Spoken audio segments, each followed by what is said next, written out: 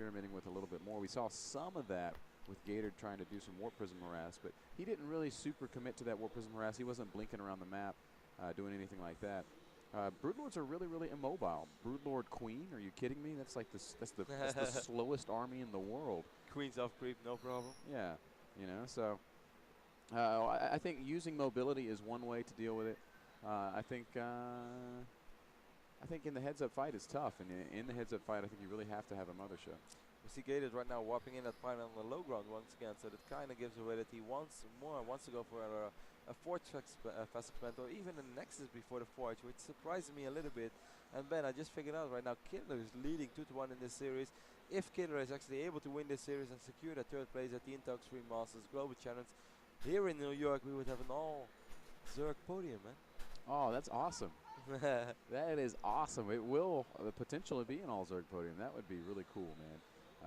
KiLLeR is a guy that I'm actually developing quite a bit of love for. He's going 14 pool here, so no gas opening, so he will not be able to punish the fast expand that we're going to see out of Gatored. Really, really, man, KiLLeR has had so many weird openings, and finally he's going to start to play like a standard macro style on a map that's perfect for a speedling opening. Yeah, I kind of agree with you. Certainly when Gated is going for the build that he chose. On the other hand, KiLLeR is not scouting with a drone, which surprised me a little bit. What is your opinion about a drone scouting against Protoss, man? I think it's absolutely necessary. Do what? Super important. You don't want to be in the dark, man. Especially in a tournament setting, especially on a two-player map.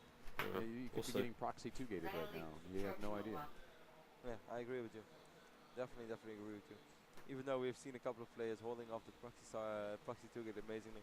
You know, it's so funny how the game evolves right now. Like, if you would see like an off-gate proxy against Zerg, you would really think like, what the hell is this? You know, like why would anybody take a risk like this? Why would you really want to basically be all in already at 3 minutes into the game? Right. And back in the days, we had like the best players in the world. For instance, like Nanima against Red, and then you see Nanima like building the off-gates. And if you look back at that right now, like 5-6 months ago, you think like, wow, that was so silly. Yeah, I mean, it was silly then, and I think. But we also have to realize some of the changes that the game has been through. Yeah, of course, like then. the Zealot. I mean, it takes a little bit longer to produce Zealots. I think gateways took a little bit longer as well to be able to warp in. So, of course, a lot of things have changed. Like in the beta, it was like Zealot Paradise, man. Everybody was like making them off pilot, just warping in the 2 gates and having a little bit of a Zealot war. It was fun though. I really learned how to micro my Zealots properly in the beta. PvP in the beta was so dumb. No, it was awesome. It was so dumb. It's just like both players putting pylons in each other's bases and just like racing to see who can kill the other one first. That was retarded. Yeah, it was either like the real 4-gate and just swapping in a ton of units in his base, or it was the off-gate proxies. Like really early on in beta, everybody was making the off-gate proxies. It was a lot of fun though. Like, I don't know, of course the city is like, that's not something you want to play 50 games in a row, but I don't know, if you have like 10 games and you're always like, you're proxying him or he's proxying you, and you get like these awesome scenarios where you have awesome base races and stuff. I don't know, but it was pretty fun. There's nothing awesome about that. That is not fun. Nowadays, I would agree with you. It's not fun anymore. But back then, it was a little bit of fun. Man, you wore 3 players, and your misconceptions of what's fun. We love to micro. That's all I can say. KiLLeR's been doing a really good job with his lings around the map, making sure to catch probes and things like that. Gator's going to try to sneak a probe around. KiLLeR doesn't actually see this. What are you doing here, Gator? This feels like shenanigans.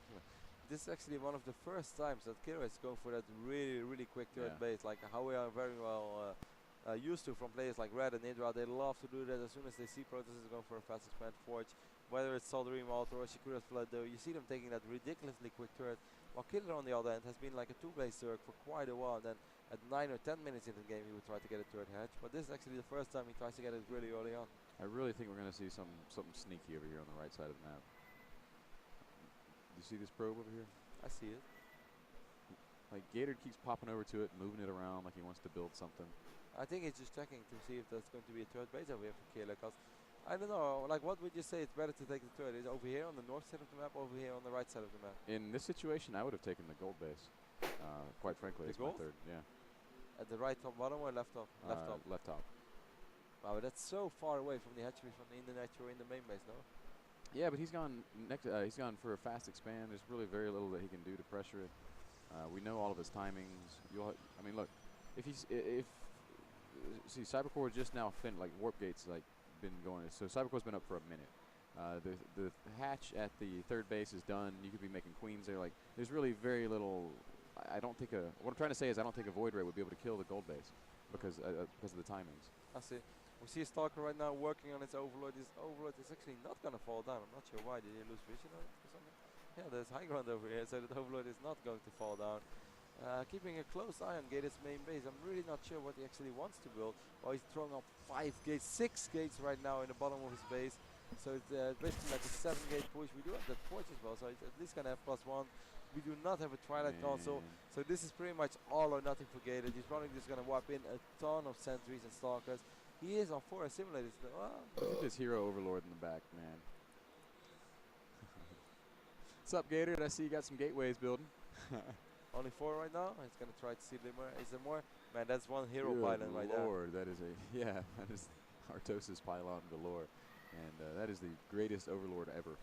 So situation report is dKiLLeR knows exactly what's up. He is building a ton of roaches right now. He's got 52 drones. This is the perfect point in the game to stop droning and start pumping out units.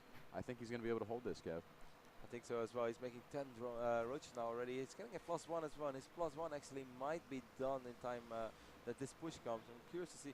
I'm a bit surprised that Gated is going for a 7-gate push. If you take a look at like where can you really get the awesome force fields over here? Perhaps if he engages from here, it's going to try to force field over here. But still, this is like 3-4 force fields every time. It's not like you can force field that until infinity. So I'm not too sure about this push, but we'll just have to see, man. Yeah, we will see. I think, man, I really think the reasoning behind Gatord's build here is that he just doesn't want to play a macro game on this map because it's so hard to lock down a third as Protoss. But regardless, man, I hate that he's doing this. This is the deciding match, and he's going all in with something silly. Oh, he's losing a probe over there. That actually could be a big mistake as well, because now his warping pylon is really quite far away from this base. I mean, you could say like, yeah, it's always fine to warp in. Actually, he's going to bring in an additional probe. I think it's really smart. dKiLLeR is slowly but steady transitioning into Hydras already. A couple of force fields going down, but he's not really able to clear up all that much, like 3-4 Zerglings and a Roach. I'm not sure if it was worth it. Yeah, Zergling Hydra is going to be so good against this gateway push. There's already a few Roaches out, so dKiLLeR's in great shape in my opinion. He's still macroing up a Storm. The Hydra range upgrade about to finish. The Roach speed upgrade about to finish. And dKiLLeR is, he's ahead in supply as well, 118 to 109. That's indeed, and we have quite a few Hydras already. There's not really creep shots going on over here though. We do have that artifact which makes it a little bit easier for Gated to perhaps get a couple of really good forces off. Here we go, it's everything or nothing. He's cutting off quite a few units, but I do feel that all of the Hydras are still shooting. Yeah, the Hydras are able to get range on everything. Drones coming out for dKiLLeR once again. He loves pulling those drones. And I think initially this engagement not going so bad. Wow, that is a ton of units. Gated, how can you afford that much stuff? Roach Hydra against a pure gateway army. There's a queen there that can drop a transfuse if she wants to. The Roaches all falling down. The queen taking a lot of damage. The Hydra is doing so much work. The Zerglings really helping out now as well. And the Stalkers somehow have to retreat, even though that looked like one hell of a beastie Protoss army. Now they're going to have to retreat. Man, Hydras are really, really good against gateway units after all. They're so good against gateway units. There is some purpose in this game for the Hydralisk after all. It's very, very limited. But there it is. GG, congratulations, says GoSuGatored.